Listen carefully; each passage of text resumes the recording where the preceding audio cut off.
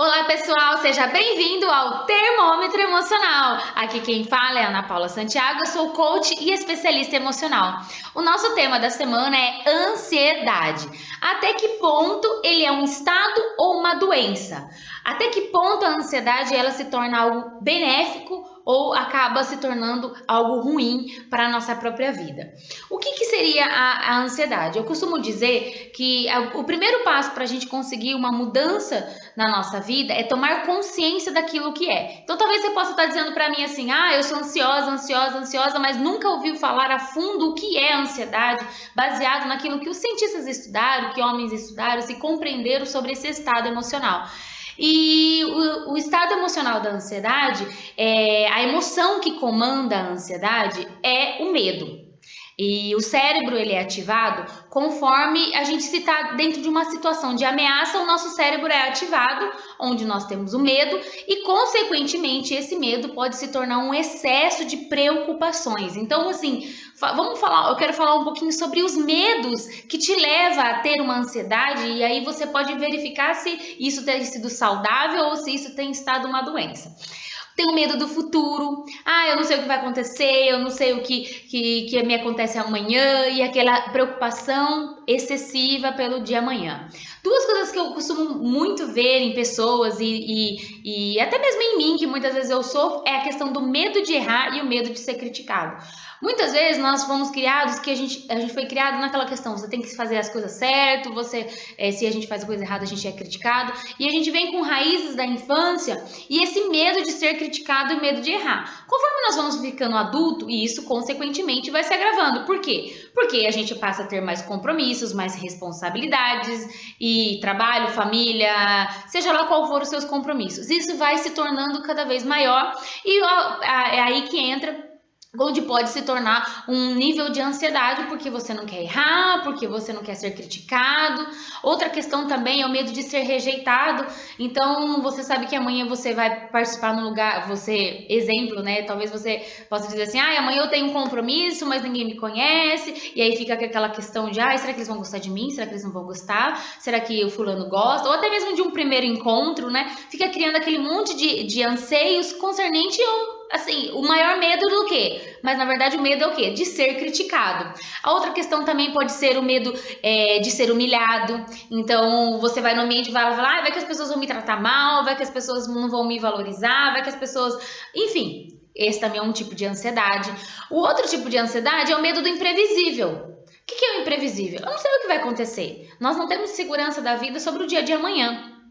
Nós não temos a certeza. E nós nascemos ouvindo desde criança que a gente não sabe o dia de amanhã, que a gente tem que se preocupar com o dia de amanhã, que a gente tem que trabalhar para ter dinheiro, que a gente tem que ter isso. E a gente cresceu ouvindo, e quanto mais nós ouvimos as coisas, mais isso entra dentro das nossas emoções e, consequentemente, elas vão refletir de que forma? Das nossas atitudes. E a ansiedade é um estado emocional e que está baseado nas nossas atitudes que giram em torno disso.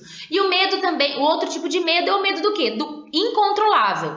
Então, se você tem o hábito, se a sua forma de ser é de controlar as pessoas, que tem pessoas que têm essa facilidade de querer controlar as coisas, ela se sente bem quando tudo está sob o controle. Quando saiu do controle dela, aí entra uma ansiedade. Então, talvez possa estar sendo o seu caso, que assim, você vai entrar uma situação dentro de...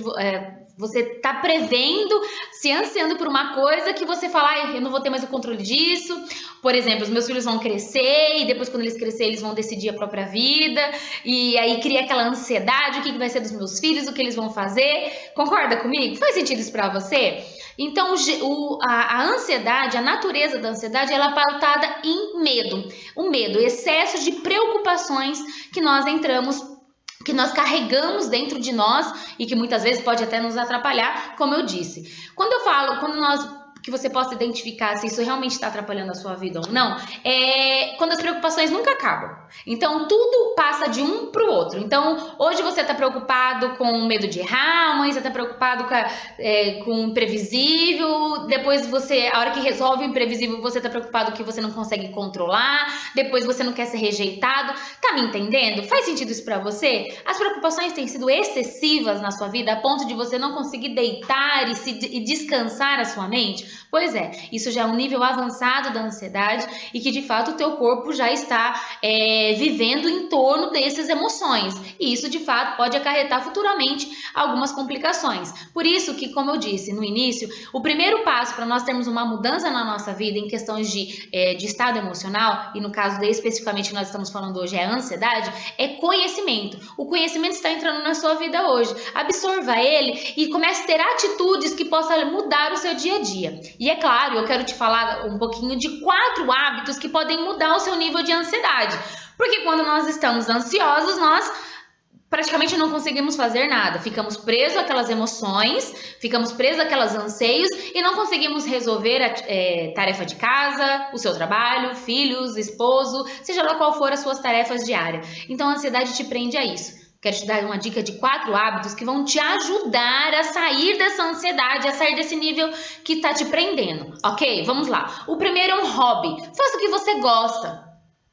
As mulheres mais ainda têm a facilidade de pender e fazer mais para os outros do que para ela mesma. Isso tem a ver com o instinto materno. O instinto materno que nós mulheres temos, muitas vezes nos faz mais dar do que priorizar a nossa própria vida. Por exemplo, uma mãe que acaba de ter filho, às vezes ela não consegue se arrumar, ela não consegue dar prioridade para ela mesma porque ela está focada onde? No filho. Então a gente tem o instinto materno muitas vezes nos leva a olhar muito mais para o próximo do que para nós mesmos. Então o fato de você focar num hobby, fazer aquilo que você gosta, seja lá qual for, o que você gosta de fazer, o que você se distrai e é legal para você.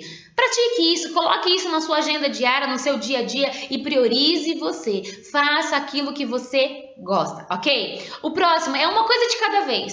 Se você tem que levantar e tem coisas para resolver no banco, tem coisas para resolver com a casa, com o esposo, seja lá qual for.